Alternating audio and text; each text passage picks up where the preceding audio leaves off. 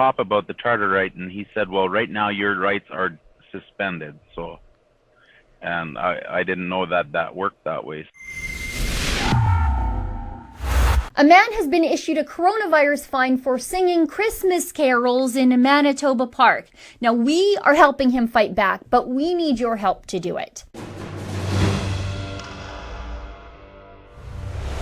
At Rebel News, we have an ambitious, but I think very important task before us.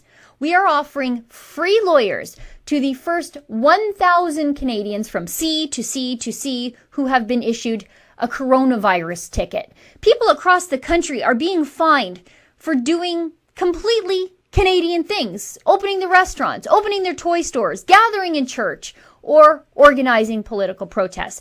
People are being fined for doing completely normal things because the politicians are reacting to the coronavirus pandemic in the most abnormal of ways. They're quarantining and locking down completely healthy people. Well, it's our job here at Rebel News to remind these politicians that they cannot make a law that violates the Charter of Rights and Freedoms in this country. And that's why we are helping Jake Clausen from Rhinefeld, Manitoba. He organized a singing service in a public park where everybody was socially distant, at least 6 feet apart. Because church is canceled in Manitoba by order of the authoritarian premier, a so-called conservative named Brian Pallister, Jake and the other attendees gathered together but stood apart to sing Christmas carols and other Christian hymns.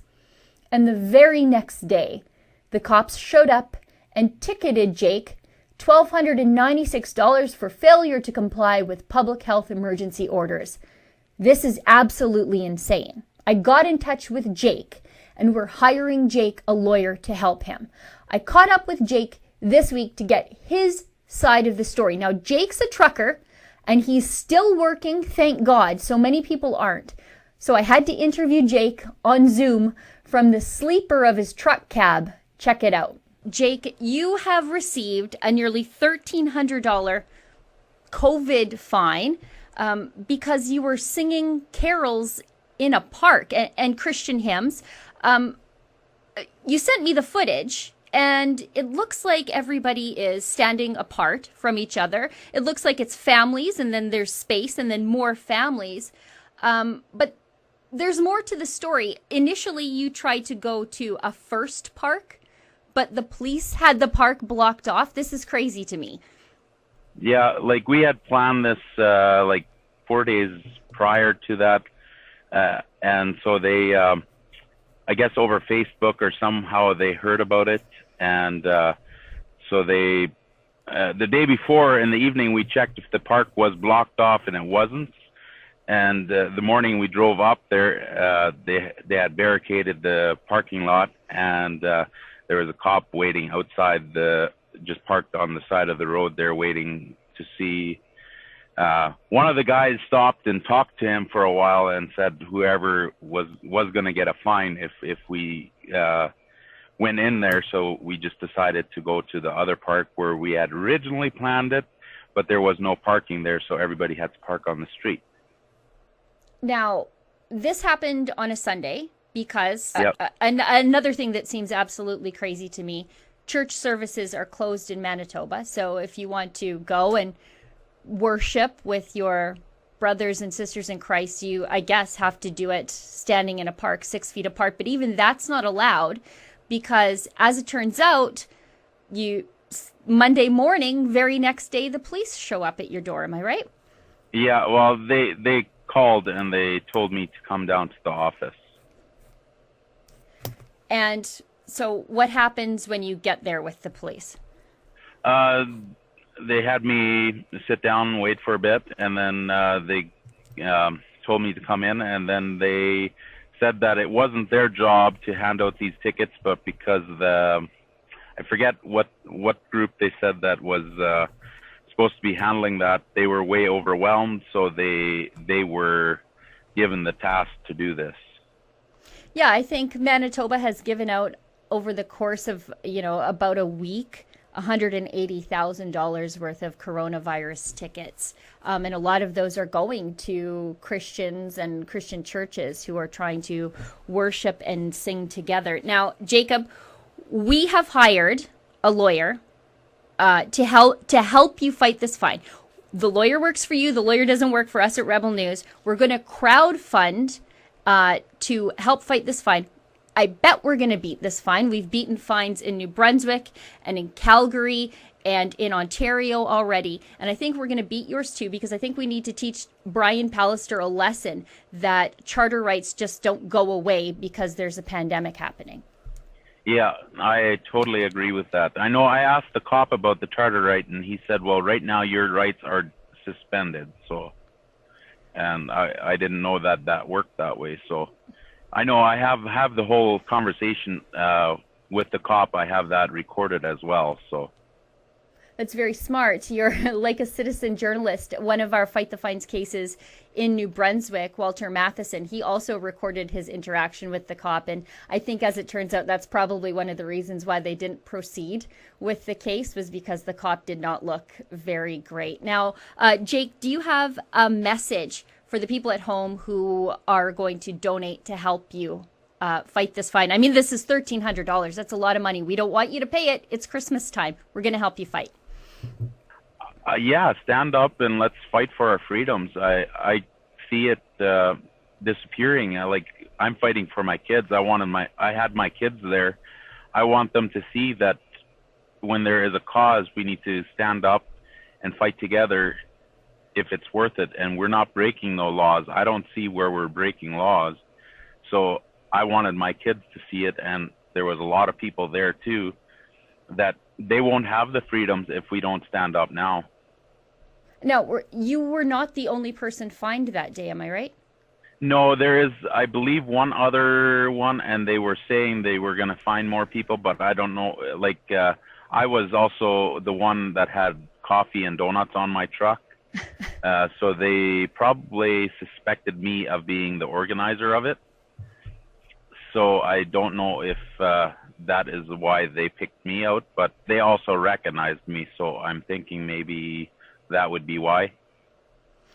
Well, Jacob, I know that you're a trucker. You're calling me from your truck right now. You're pulled over on the side of the road. And I want to thank you for taking the time to get in touch with me so that we can help you fight this fine. And I want to thank everybody at home for helping to donate to help you fight this fine as well. I really appreciate you guys doing this. Rebel News is crowdfunding a lawyer to help Jake, and that lawyer's name is David Anber, and I like David. He's a criminal lawyer from Ottawa, and he's agreed to take Jake's case. David sat down with me earlier to discuss his plan of attack. Take a listen. So, David, what about Jacob's case made you want to take it on? Well, Sheila, we're seeing all across the country right now laws, and not even laws that are passed by legislators, but these decrees that are being issued by mayors and premiers that are really bad policy. They really infringe on people's rights. I mean, you look at this case, you have a bunch of people who are apparently socially distancing from the video I've seen, and otherwise just singing hymns. And if that's targeted by the law in question, and I question whether or not it is, that's certainly something that needs to be challenged. You know, that's a very great point, because not only were they socially distant, but they were also outside in a park, one of the places where transmission is least likely. And to be clear, you don't work for us at Rebel News. You work for the client, Jacob. So you can't be very specific with me. But what is the vague legal strategy that you plan to approach this case with? Well, I could say, Sheila, that everything is currently on the table. Haven't ruled anything out yet. We're still in the very early innings of this case. We're going to look at the constitutionality of the policy itself, or the application of the policy. And frankly, from what I know about the case, it's looking like we have a factually innocent client. So we're going to come at it certainly from that angle as well. Now, it's almost hard to believe that we now live in a country where certain premiers who are alleged to be conservative, I'm looking at you, Brian Pallister, would now make singing Christian hymns in a public park standing 6 feet away from your friends and neighbors, an illegal activity, but that is the state of Manitoba right now. And I promised everybody in an earlier video that we were going to teach that out-of-control Premier in Manitoba, Brian Pallister, and that out-of-control government and these out-of-control municipalities in Manitoba some lessons in civil liberties. And I like when people who are doing bad things are forced to learn things the hard way. I think Brian Pallister should learn something the hard way, courtesy of David Anber. But I need your help to do it. Anber is one of the best in the biz, and he's going to be working very hard, not only for Jake, but for all of the other Fight the Fines cases that we are rounding up from all across the country. And please stay tuned because there are so many more cases in the pipeline. That's where you at home come in.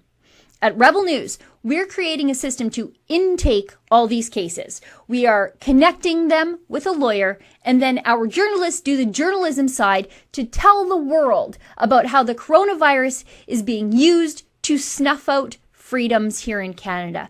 But that doesn't happen easily, and it doesn't come cheap. If you'd like to help Jake fight his ticket for singing Christmas carols in an empty public park, please go to fightthefines.com and donate today.